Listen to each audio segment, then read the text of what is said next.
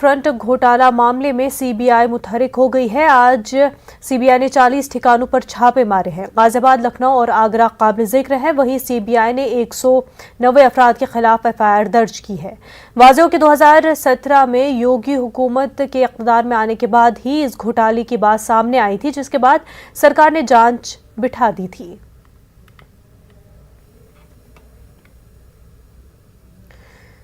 तो नाज़रीन, आपको बता दें कि यूपी में गोमती रिवर फ्रंट घोटाला मामले में सीबीआई मुतहरिक हो गई है। आज सीबीआई ने 40 ठिकानों पर छापे मारे हैं। गाजियाबाद, लखनऊ, आगरा काबिल जिक्र है। वहीं सीबीआई ने 190 अफराद के खिलाफ एफआईआर दर्ज की है। वाज़ेह हो कि 2017 में योगी हुकूमत के इक़्तिदार में आने के बाद ही इस घोटाले की बात सामने आई थी और उसके बाद सरकार ने इस पूरे मामले की जांच भी बिठा दी थी।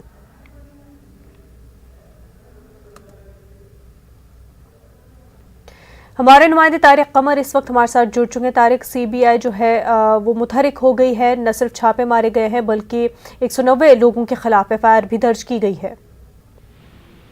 हाँ देखिए, बड़ी कार्रवाई है और इस पूरी कार्रवाई का जो पसमंजर है उसकी भी अहमियत से इनकार नहीं कर सकते हैं मुनज़्ज़ा जी। तो मतलब 184 लोगों से ज्यादा पर हो चुकी थी। 4-5 लोग बाकी भी थे जिनके बारे में ये कहा जा रहा था कार्रवाई में शिद्दत इख्तियार की जाएगी।